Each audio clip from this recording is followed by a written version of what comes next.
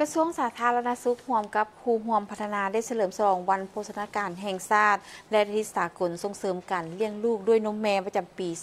2026 ภายใต้คำขวัญเพื่อการเริ่มต้นชีวิตที่ดีและยืนยงทุกภาคส่วนต้องส่งเสริมการเลี้ยงลูกด้วยน้ำนมแม่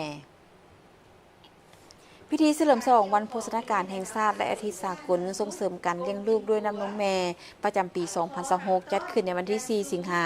คม 2026 ที่นครหลวงเวียงจันทร์โดยมีท่านนางใบคำคัทธิยารัฐมนตรีกระทรวงสาธารณสุขมีบรรดาหัวหน้าห้องหัวหน้ากรมจากภาคส่วนที่เกี่ยวข้องและครูร่วมพัฒนาเข้าร่วมท่านนางใบคำคัทธิยารัฐมนตรีกระทรวงสาธารณสุขได้กล่าวว่าทรัพยากรมนุษย์เป็นกำลังแห่งสำคัญในการพัฒนาสร้างสรรค์ประเทศชาติรัฐบาลลาวถือเป็นเวียกยุดสุมบุริมสิทธิ์ในการพัฒนาโครงเขตการศึกษาสาธารณสุขและระบบปกป้องสังคมกระทรวงสาธารณสุขถือเอาเวียกงานอนามัยการพยาธิและส่งเสริมสุขภาพเป็นต้นต่อ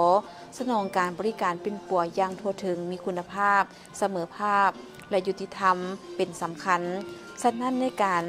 ในแผนการอนามัยและส่งเสริมสุขภาพเป็นแผนงานที่กวมเอาจำนวน10ตัว4บอกใน14ของแขนงสาธารณสุขในนั้นส่วนใหญ่แมนปัญหาที่ผูกพันถึงแม่เด็กปัญหาโภชนาการที่ครบถ้วนตามหลักโภชนาการเพื่อก้าวไปสู่การบรรลุตามเป้าหมายและการหลุดพ้น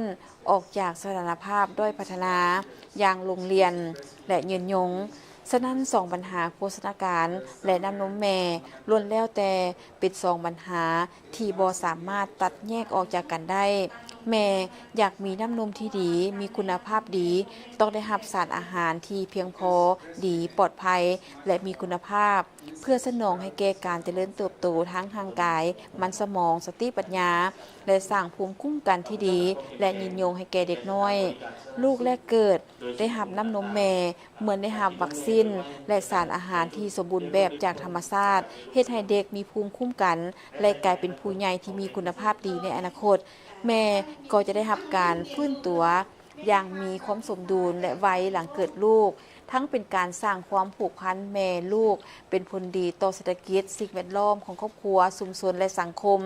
โอกาสนี้ทานรัฐมนตรีกระทรวงสาธารณสุขอย่างเรียกร้องให้ทุกภาคส่วนมีส่วนร่วมอย่างจริงจังเพื่อรับประกันความยืนยงในการสนองด้านโภชนาการและการเลี้ยงลูกด้วยน้ำนมแม่นับแต่การโฆษณาประชาสัมพันธ์สร้างความรู้ความเข้าใจ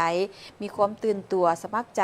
เป็นเจ้าการปฏิบัติโดยเริ่มจากครอบครัวชุมชนและสังคมทุกองค์การจะตั้งทางภาครัฐและภาคธุรกิจต้องได้เป็นเจ้าการกำหนดนิติกรรมส่งเสริมการเลี้ยงลูกโดยนำนมแม่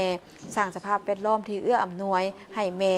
เพื่อให้นมลูกในรูปแบบต่างๆด้วยความสะดวกและปกติพวกเขาสามารถร่วมกันส่งเสริมการเลี้ยงลูกด้วยนำนมแม่เพื่อสร้างรากฐานชีวิตที่ดีและยืนยงให้แก่คนรุ่นใหม่